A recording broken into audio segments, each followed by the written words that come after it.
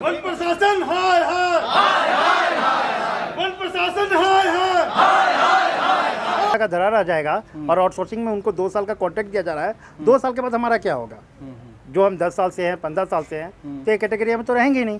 नीति है वो तो धरा के धरा रह जाएगा, फिर तो हम लोग कभी परमानेंट हो ही नहीं पाएंगे। और हम लोग को मैंने 2 साल के बाद क्या होगा इसका कोई गारंटी नहीं है कि हमें रखेंगे या निकाल देंगे। ये सब को लेकर के हम लोग धरने पे बैठे हुए। जोहार लोकल खबर में आपका स्वागत है। मैं हूं सुभाष शेखर। 1932 खतियान व स्थानीय नीति और नियोजन नीति को लेकर लगातार संघर्ष जारी है।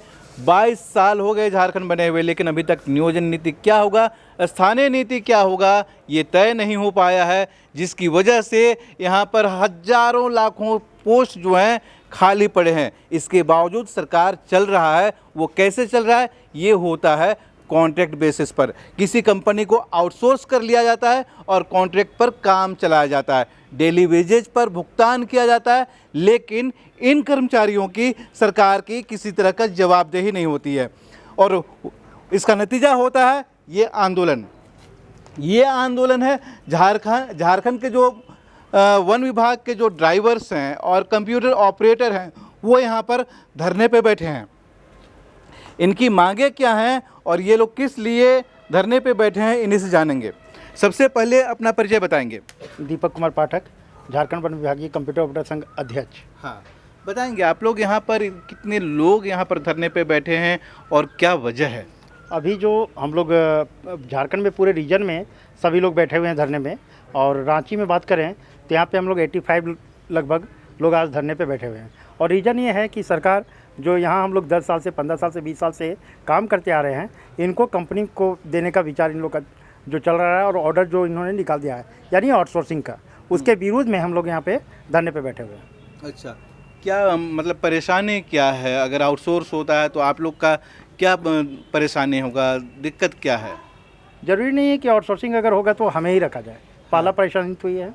दूसरा परेशानी है आउटसोर्सिंग होने के बाद क्या होता है, जिस कैटेगरी में जैसे कि 10 साल से, 15 साल से हैं, हाई कोर्ट का ऑर्डर भी है कि 10 साल के बाद इन लोग को परमानेंट किया जाए या ये किया जाए, वो सब धरा का धरा रह जाएगा। और आउटसोर्सिंग में उनको 2 साल का कॉन्ट्रैक्ट दिया जा रहा है। 2 साल के बाद हमारा क्या होगा?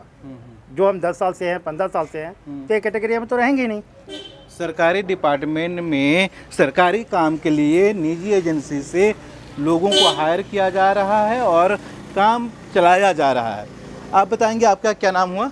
मोमिता दास, क्या करते हैं यहाँ पे? कंप्यूटर ऑपरेटर है। अच्छा, कितने सालों से कर रहे हैं और अब परेशानी क्या हो रही है? 8-10 साल हो गया है। परेशानी यही हो रही है कि 8-10 सालों से हम लोग काम करते हुए आ रहे हैं, अचानक से एजेंसी आ जाता है और वो एक प्राइवेट लिमिटेड कंपनी के अंडर में हम लोग को कर दिया जाता है। तो हम लोग का जो स्थायीकरण का नीति है वो तो धरा के धरा रह जाएगा, फिर तो हम लोग कभी परमानेंट हो ही नहीं पाएंगे। और हम लोग को मैंने 2 साल के बाद क्या होगा इसका कोई गारंटी नहीं है कि हमें रखेंगे या निकाल देंगे। ये सब को लेकर के हम लोग धरने पे बैठे हुए हैं। आप समझ सकते हैं कि जो यहाँ पर पिछले 8-10 साल से काम कर रहे हैं लगातार, अचानक से सरकार का एक बड़ा फैसला आता है और आउटसोर्सिंग कंपनी को हायर किया जाता है और आउटसोर्सिंग कंपनियों द्वारा नए कर्मचारियों की बहाली की प्रक्रिया शुरू होती है। ऐसे में इन लोगों की हालत ऐसी है कि अब करें क्या आगे। सभी यहाँ पर शादीशुदा हैं, कुछ ना कुछ इनकी जवाबदेही है परिवार के प्रति, बच्चों के प्रति। तो ऐसे में आप देख सकते हैं कि स्थानीय नीति, नियोजन नीति तय नहीं होने की वजह से सरकार किस तरह से मनमाने ढंग से अपना काम कर रही है। और ये जो सरकार बनी है, जिस राजनीतिक संगठन की सरकार बनी है, उनके मैनिफेस्टो में था कि इस तरह के जो अनुबंध में काम करने वाले जो कर्मचारी हैं उनको नियमित करने के लिए आगे कार्रवाई होगी, प्रोसेस किया जाएगा। लेकिन अभी तक वो कहीं भी धरातल पर नहीं दिख रहा है और अब ये नज़ारा आपके सामने है। लोग आंदोलन कर रहे हैं अपने हक के लिए। अब देखते हैं कि इनका आंदोलन कब तक चलता है और इनकी मांगें कब तक पूरी होती है और सरकार को अपना वादा कब याद आता है और वो पूरा करते हैं। सारा अपडेट आप तक पहुंचाएंगे। जुड़े रहिए लोकल खबर के साथ।